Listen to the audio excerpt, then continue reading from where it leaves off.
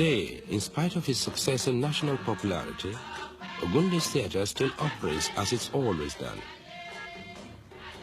It's never had a subsidy or government grant. It survived, as indeed do all the other traveling companies, on its simple ability to pull a crowd.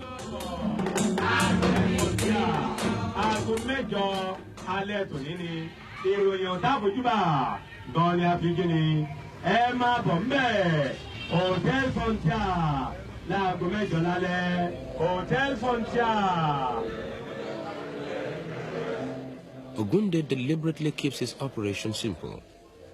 In a country where things have a habit of breaking down, he believes in being self-sufficient, even to carrying his own generator for lighting, and sometimes even his own stage. As those who have seen him in rehearsal will know, he doesn't allow anything to upset him. I've never seen him lose his temper. I suppose he must do, but I've never seen it. He's always extremely patient, very friendly. This is how I think he designs Nigerians. We are quite an aggressive race as a whole. And he has his own personal style of not being aggressive. And even during the pressure of rehearsals, he's still extremely calm and relaxed.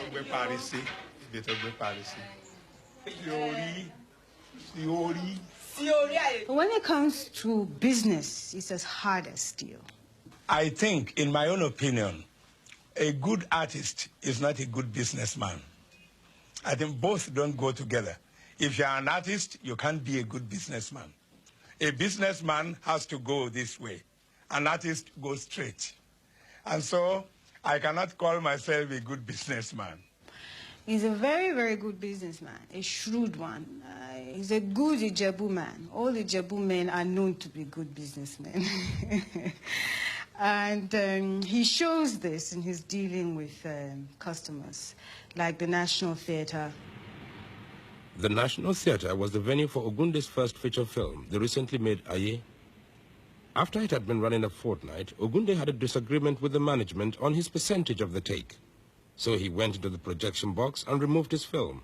As a result, there was a riot in the theatre. He always insists on controlling his box office. He will not allow any outsiders to do so. And he then will hand the management cut to them, not the other way around.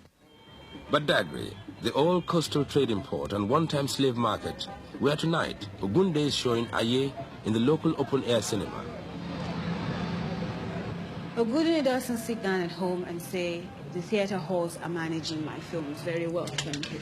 He's too aware of Nigerian management to leave his management of his art to anybody but himself. He takes complete control. My film is in 35 millimeter, and so I bought a portable projector. So when I was traveling abroad, I took two of my wives with me, and they learned how to operate the projector. So when I came back, going to show a film somewhere, maybe at the cinema house, or in a school hall, or even in a town hall, then my wife will be there, my daughter will be there. They set up the projector, and the senior wives stand at the gate, collect gate fees, and people go in and we exhibit. By that, I've been able to avoid the cheating by the cinema houses. And this isn't small money we are talking about. Oil-rich Nigeria has its own inflation, and a cinema seat costs about £2. But the Ogunde organization expects a return from other sources too. The family is there in force. Apart from managing the sale of soft drinks and refreshments, there are also Ogunde's latest recordings.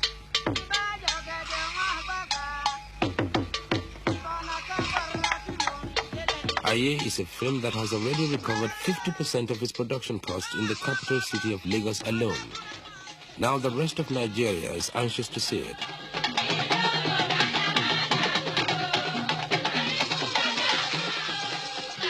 In a country of 90 million people, Ogunde has every reason to feel confident of its success.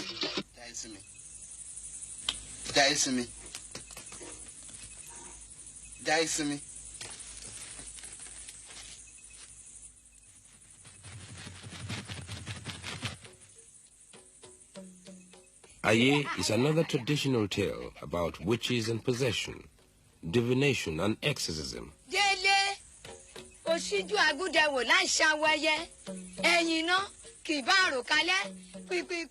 I think my stories are for my people, and my films too are for my people mainly. Then if anybody wants to see it abroad, then I can export to them.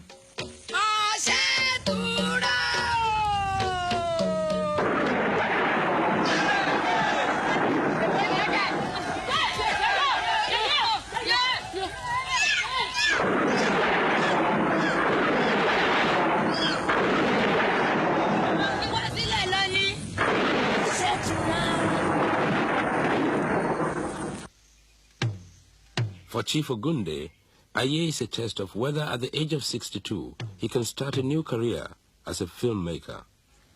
The traditional African belief is that when you are to do something, when you have a mission to fulfill in this world, and you are the real man sent to fulfill this mission, your assistance will be provided to by Providence. We Africans say, when you meet a wife and you marry her and you live long and there was no problem, or there were problems, you are able to solve them, we think everything has been prearranged by God. So I now know that because of what I'm to do in this life, my wives and my children have been specially provided to be my assistants.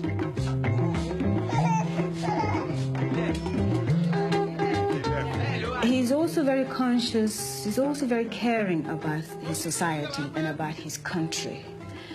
And he feels that even if Nigeria is fast changing in its mood and its tastes, that he can still be the spokesman for his people.